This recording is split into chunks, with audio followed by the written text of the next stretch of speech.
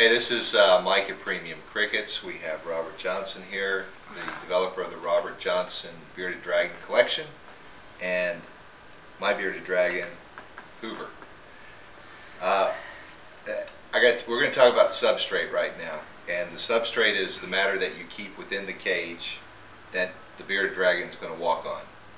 When I first got Hoover, I talked to 10 different people, got 10 different ideas on what to use and what not to use, and it got kind of confusing. And to be honest, I don't think there's one generally accepted right way of doing it, but I think that we can offer some advice right now on what a better way of doing it is. So I think, Robert, why don't we kind of start when the Bearded Dragon is young, what substrate should be in the cage, and then let's sort of progress until they get about this old. You listening to me, Hoover? Yep, he's really getting into this. He is. Okay. Keeps turning his head looking at me. Uh-huh. Yeah. You're the one doing all the talking. Oh. So. He recognizes your voice. Teaching. Is that it? He recognizes my voice? Mm-hmm. Oh. Well, Okay. these guys, when they're born, they have a very high chance of being impacted by substrates. Basically, we use paper towels, just a simple white paper towel in the bottom of the cage.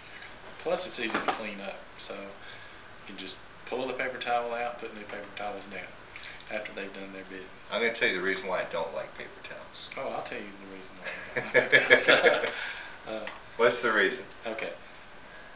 It's the mess, and then they'll Smells bad. They'll fold Yeah. them up, and yeah.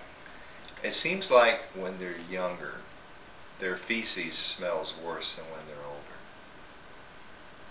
You notice that? Or maybe it's because I'm using a different substrate. I don't know. It may be.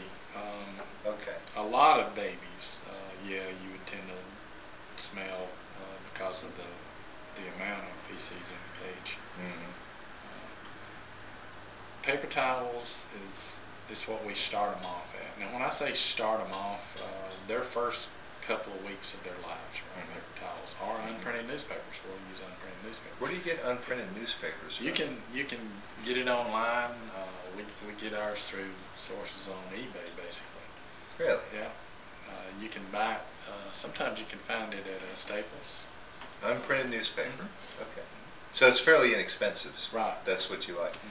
Robert's a breeder, so, you know, a penny saved here or there makes all the difference. But to the average person, you just get a paper towel, that's fine, right? Just get a paper towel. Okay. If you purchase a baby bearded dragon, he needs to be at least 6 weeks old, in my opinion. He's gone through the early stages of his dangerous life as a baby. He's very active at that age. He's gone through different feeding regimens. Substrate, at that age, I would still use something simple that would impact that baby, such as paper towels for at least another 4 weeks or so. Okay, so if a customer buys a bearded dragon from us through the website, they're going to be 6, 7, 8 weeks old, basically, right? The earliest. They're going to be early, so they want to start out with a paper towel as the substrate in there. They're used to it. It's a good start. They're learning to take care of their dragons. They get their feeding down pat. Learn the size of the insect. Right. Okay. Don't give them anything that would stress them out for a while until they learn their new environment. Keep them on what they've been doing. Start with a paper towel. Right. All right. Now, what I really enjoyed was when I got him off of paper towels, and I put him into a sand substrate.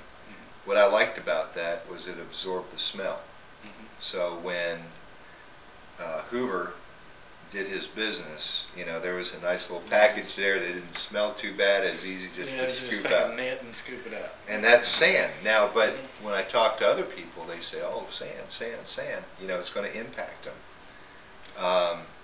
And what I did was I just got a really fine sand, and he's been on it for a long time, and he's not impacted. So What are your thoughts on sand? Through my experience with sand after 6 weeks old, and breeding thousands of babies. That you have. I have never had one impacted from sand. Okay. The biggest thing about sand is that it's sanitized and screened, because some sand, like if you buy sand at your local hardware store or your Lowe's or Home Depot, they'll have fragments of it looks like concrete in it, and they're a little bigger.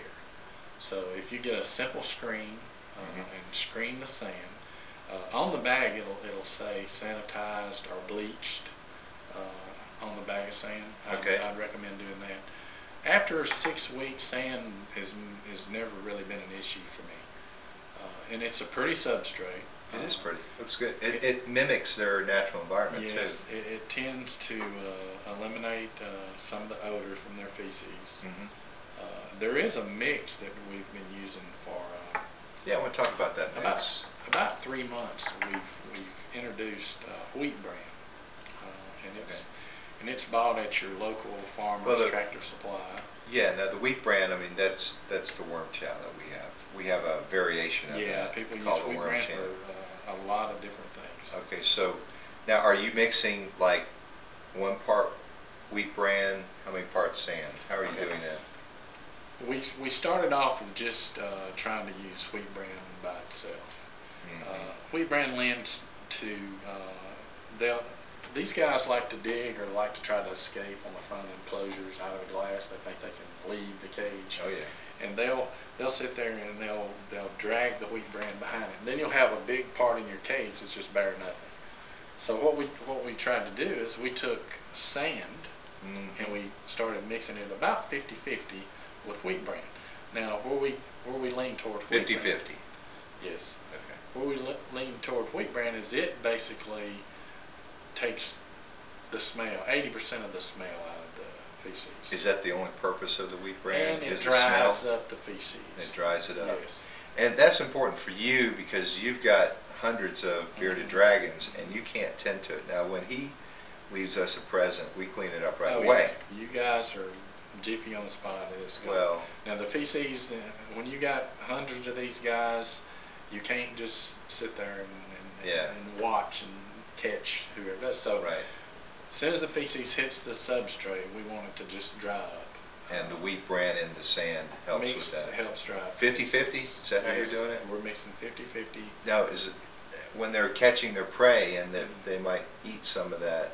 The wheat bran is not no nutritional. Okay. The sand will hold the wheat bran together basically in the enclosure. Wheat bran tends to slide to one side, so that's why we started to try to introduce sand. And that's working for you, right? It kind of holds it together. Okay. They can't scoop it out as bad as they do just wheat bran alone. It's a light substrate, very light substrate. Okay. All right. Well, thank you, Robert. And that pretty much gives us a quick overview of what substrates to use for your bearded dragon at what point in his life.